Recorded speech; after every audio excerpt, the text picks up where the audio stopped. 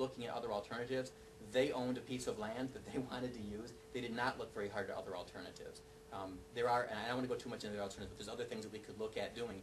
Just moving the truck traffic, just that 20% of the truck traffic would allow us to do something different from what's currently being proposed. So what we're doing right now, I'm going to wait till the end to have any questions, I just have a couple minutes. What we're doing right now is looking at how we can really educate everyone on what's really potentially happening here and what the impact might be so we can make better decisions. The idea that the west side is expendable is really a tough issue for us to try and deal with. It certainly has been treated as expendable for quite a while. The group that I'm with, the West Side Community Collaborative, has been working very hard at bringing back the West Side, and we've seen tremendous progress. We haven't done a great job of communicating that progress, but just a couple of notes, things to be aware of. We've actually increased the property values on the West Side between Richmond and the river. We're now halfway between the river for the past 5 years of showing property values going up. We have in a city in a region that's still losing population and where vacancies are still increasing. On the west side, vacancies are decreasing. We're seeing it come back. We're seeing home ownership rise. We're seeing new homeowners come in and vacancies decline. We are really seeing the west side come back. And if you look at the current perception that everybody has of Buffalo with this corridor of the Elmwood Village area and Allentown being a safe, viable neighborhood, and you got the areas in North Buffalo, but east and west side aren't really viable. If you look at it a little bit differently, you imagine from Main Street all the way to the waterfront being safe, viable neighborhoods. Different on the west side. It'll be more diverse, it'll be more economically diverse, but it'll be a safe, viable neighborhood. If you envision the west side of Buffalo being an interesting, vibrant neighborhood, then you can see a little more value there. And when it comes to some of the past development projects that are going to attract people from outside the city to come back and move into the city, and the Sycamore Village, things like that, no one's going to come from outside the city to live in the Sycamore Village, but they will come from outside the city to live in a beautiful waterfront neighborhood. We've got renters that could become homeowners that would be interested in becoming homeowners if it's a great neighborhood. We have people from outside the area that will move in. So to me, the west side is an important part of the city of Buffalo when it comes to revitalizing the city of Buffalo in an area that we can already see progress coming back. We need to protect that and enhance it. And when I get to the 5 years, moving all the way block by block that we're doing, I need to see a beautiful waterfront, not a 45-acre truck plaza. So I just want to throw that out there when it comes to the dialogue that's happening. Nobody's looking at, on the bigger side of things, that idea of what's best for Buffalo in any of these plans. Whether it's the outer harbor, or it's the Route 5 question, or it's the Peace Bridge question, each one of them being looked at and identifies these single individual little projects. The Peace Bridge project being pitted against, it keeps being referred to as just a couple of housewives that are against it. That's what we keep hearing. That's what our elected officials are telling people in Washington, or in New York, in Albany. It's just a couple of housewives that are against it. It's all being framed as if it's just this one little battle between this one little neighborhood, or it's a little political fight here, or it's this other thing over here, rather than looking at what are we trying to do across our entire waterfront, what does that mean to Buffalo, and that's really what we're trying to get to, is making sure that we understand not just the impact on these individual areas, but what it means for the real future of Buffalo. So for the Peace Bridge component, I just want to start out by reframing it to say it's not a question of whether it's an acceptable damage to this neighborhood. Of course it's not. That's just a ridiculous question. The question is really, is it what's best for the city of Buffalo and for the region? And if we have transportation issues that are regional transportation issues, what's the best way to deal with them other than putting a bunch of trucks through an important neighborhood on the west side? Thank you, Harvey. I have given myself some time to start the conversation off here. I'm going to cede that time so we can let each of you ask more questions. We've got about 25 minutes left, so I'm going to open it up now. Yes? I had a few points. First, the point that, what's your name? Harvey. Harvey was explaining about the Peace Bridge Plaza. There was another issue where the Olmsted Park Conservancy had been trying to restore the lost park space for Front Park. That's been lost for decades, and I think that should also be considered. Second, there's also the one-shot prospect of Bass Pro. This takes me back to a discussion from at least a decade ago where someone proposed moving the Buffalo Zoo to the waterfront.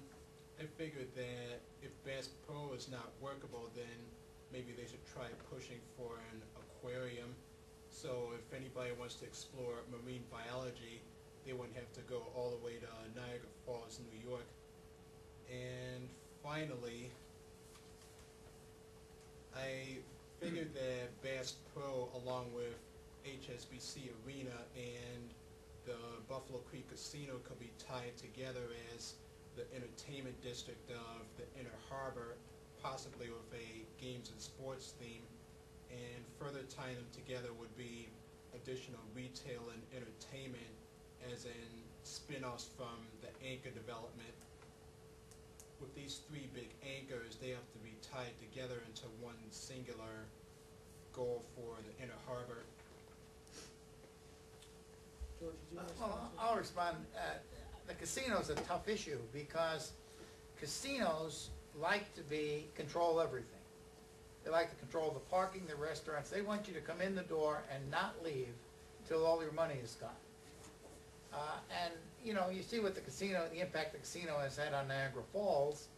It has, you know, it hasn't done a whole lot for the city. In fact, there was an article, I think, in the last day or two about the restaurants have had less business than they had before the casino. So you know, the city's not really realizing a lot of money from that. So And that's been the case with every city that's Right, put in a that's right. casino And thinking it's so going to attract you investment. are seeing some improvement in apparently in Atlantic City now. You're starting to get some high-end shops and things because Atlantic City has more than the casinos. It's got the beach and the boardwalk. But I think the casino, they really don't want you to, they don't want to be part of an overall mix. They want to be isolated.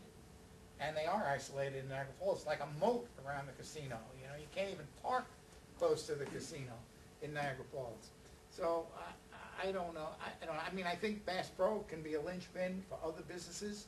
Question is, how do you want to really make your streetscape so attractive that people are gravitated to it?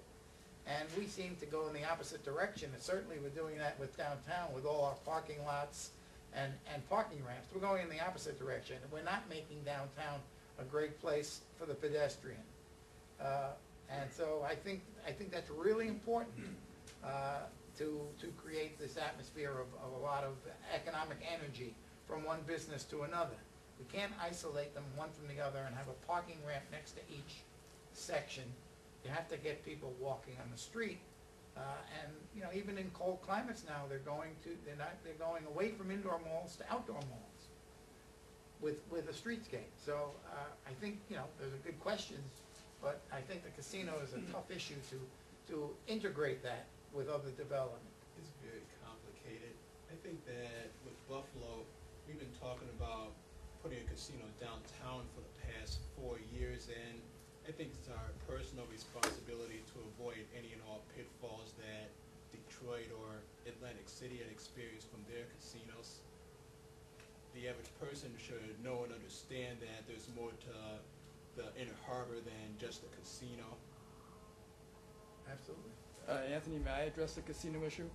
Because I'm Jim Metzger from the League of Women Voters Waterfront Chair, but for the past 6 years I've also been a member of Citizens Against Casino Gambling in Erie County.